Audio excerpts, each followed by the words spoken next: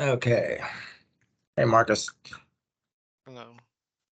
So today we are going to do a brief study of budgeting. Well, this is not something we deal with a lot at PECAR, but those above us do. So budget's a financial plan that spells out the intended actions of and the funding levels required for their completion. So basically, that's what the budget is doing. It's putting money where they want the emphasis in management. So types of management related budgets, you got a direct materials budget that's with the divisions.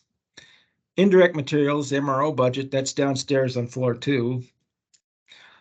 Capital expenditures budget, plant property and equipment, otherwise known as PP&E. Operating expenses budget, travel, etc., that kind of thing. So here's ISM's version of budgeting.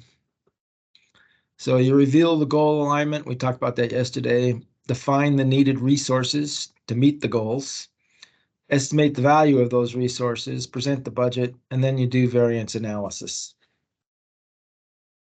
Pretty simple 5-step process. So he's going to go through the steps now. Review and approve the company goal and objective alignment. So budgets represent in financial terms how the goals are to be met. That's where they're putting the money. Define the needed resource. What's needed to meet the goals that you're given? How many people, what kind of travel, that kind of thing. Starts with forecasts for revenue, profit, etc. That's what's done up above us.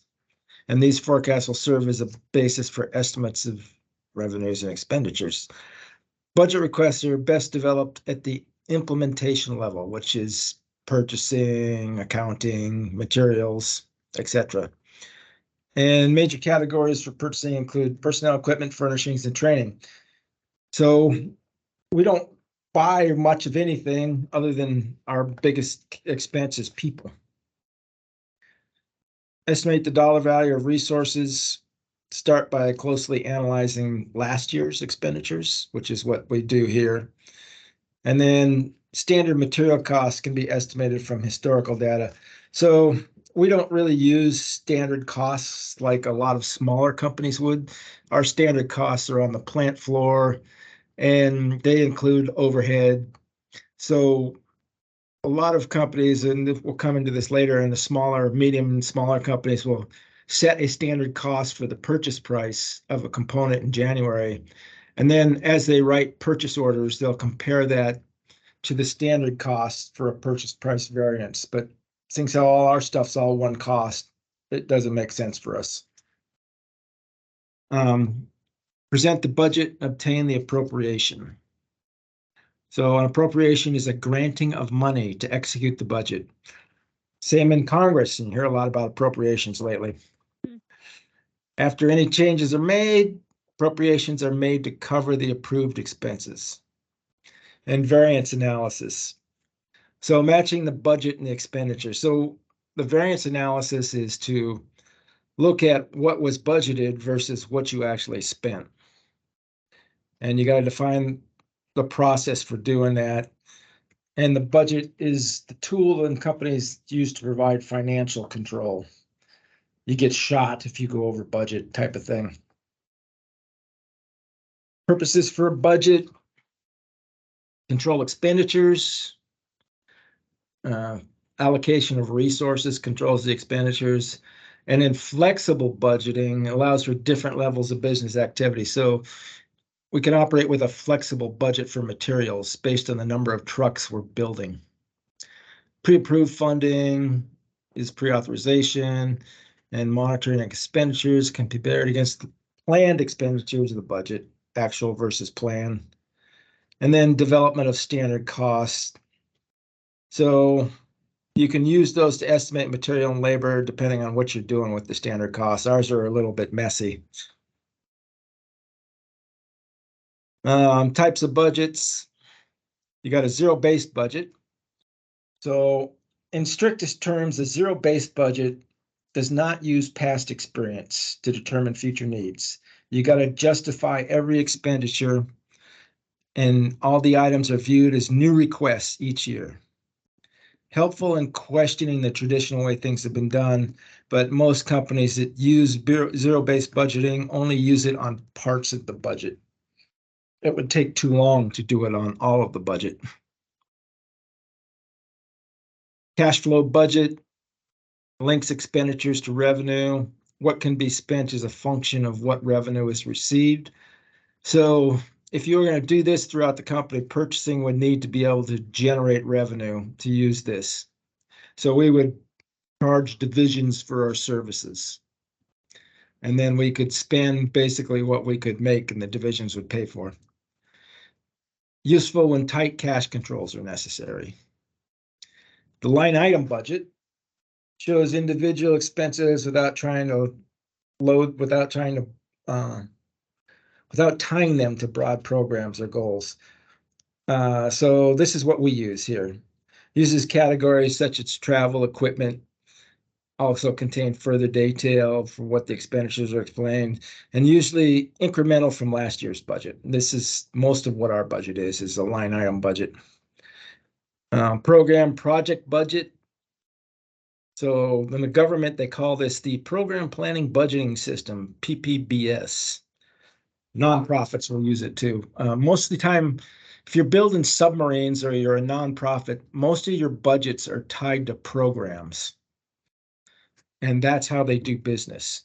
So this kind of budgeting ties the budget to a company's goals to major programs and allows management the ability to evaluate and make decisions on the need for various programs.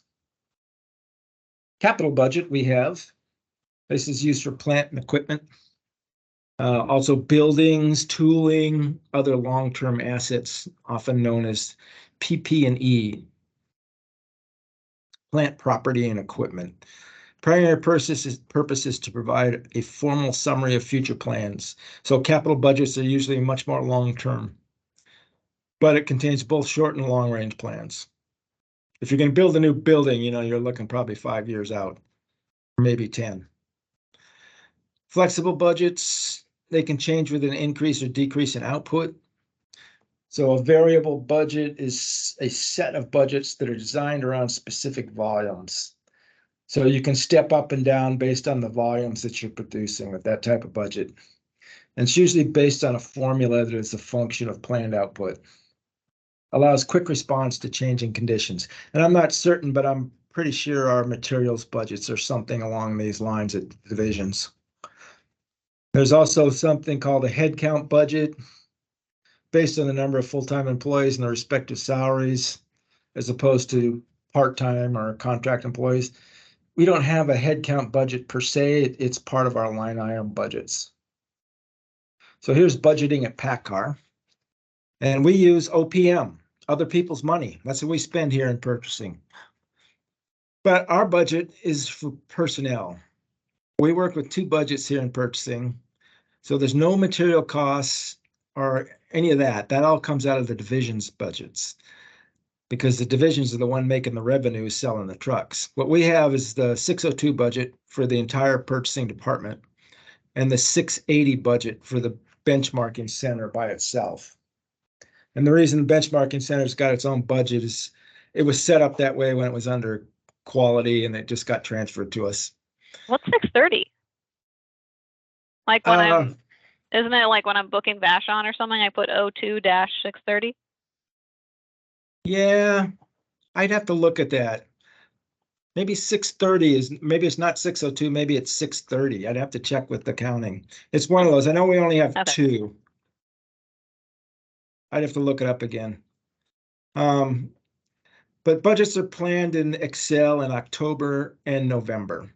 So basically the purchasing controller is the keeper of the budgets. And you go to that person in October and start planning your budget in Excel.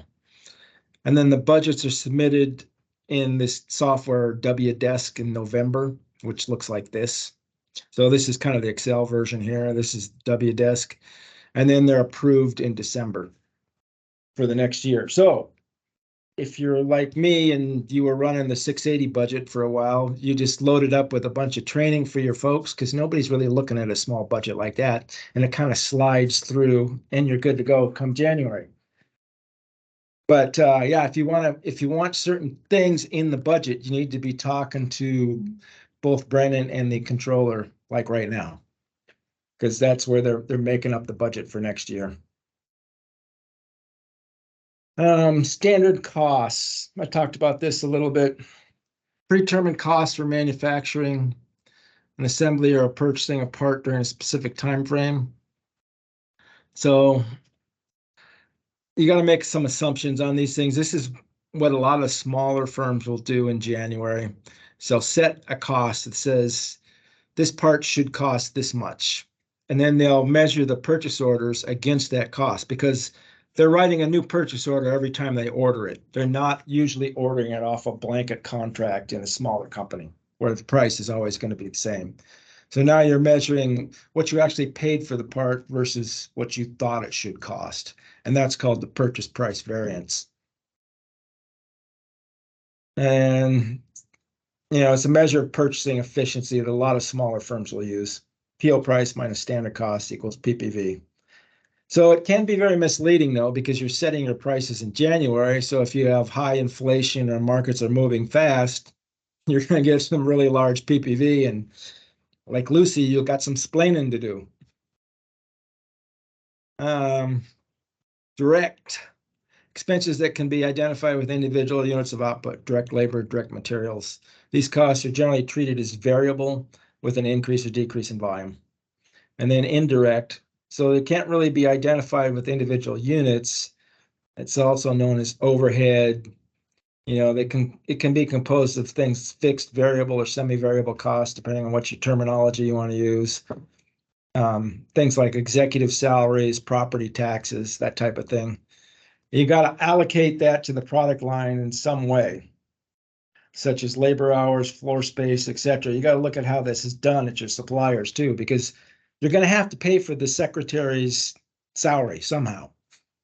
And all of you at corporate here are all burden rate to the divisions because we don't make any money here at corporate. It's all made in the divisions.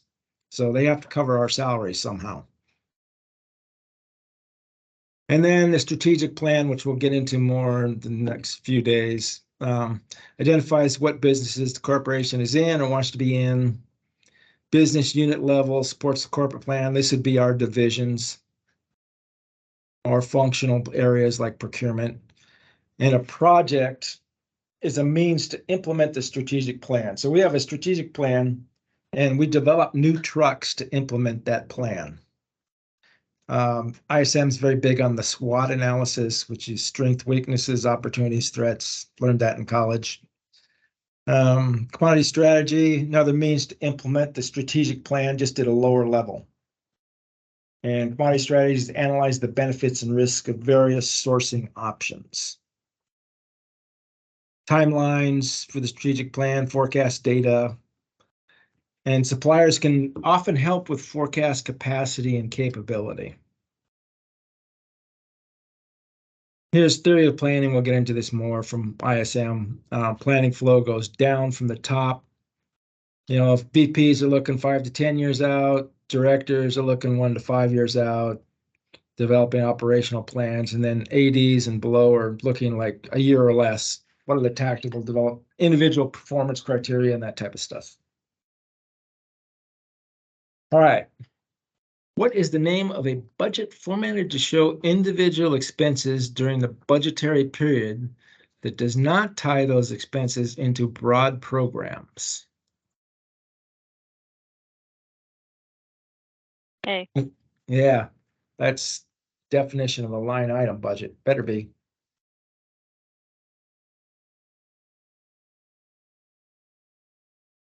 Yep. So it's just a line item. This is what we use here at PACCAR. One more. All the following are typically reasons for establishing a budget, except it's like Sesame Street. Which one doesn't belong?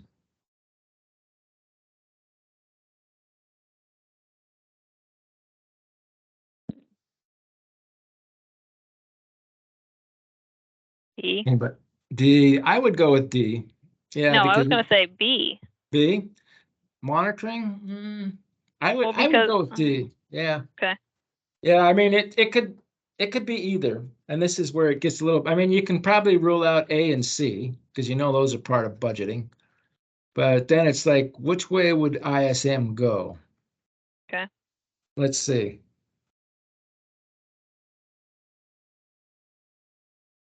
Oops. Oh, C, variance analysis. Okay. Sometimes they just throw you off entirely. Why? Variance analysis is Well, not a primary purpose of a budget. I would but that's kind of weird disagree. because they're talking. Yeah, the whole PPV thing is a variance Yeah, analysis. I would disagree with what their logic is here, but sometimes that's just the way it goes. What didn't they like about D? Incorrect is standard costs are used for estimating budgets for materials and labors. And B is monitoring of expenses and budget serves as management tool. But how's that different from variance analysis? All right. So yeah, sometimes they're a little messy. And this is why nobody ever scores above 90% because they got questions like this in there, which are just kind of opinion-based questions. All right, so now we can go look at some questions. I got them out there in the chat for you. There should be 9 of them. Go ahead and get working on them. You want the pace you want to be on is about a question a minute. That's what they grant you. If you can go faster, even better. And then go ahead and raise your electronic hand when you get done.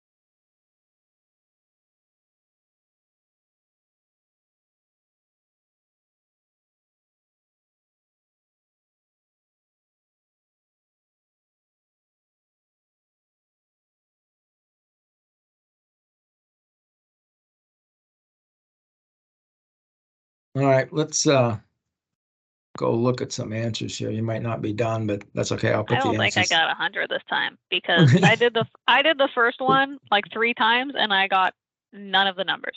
Yeah, these can be a little bit tricky. And this kind of question, you want to spend about a minute on it and then make a guess because there's no penalty for guessing.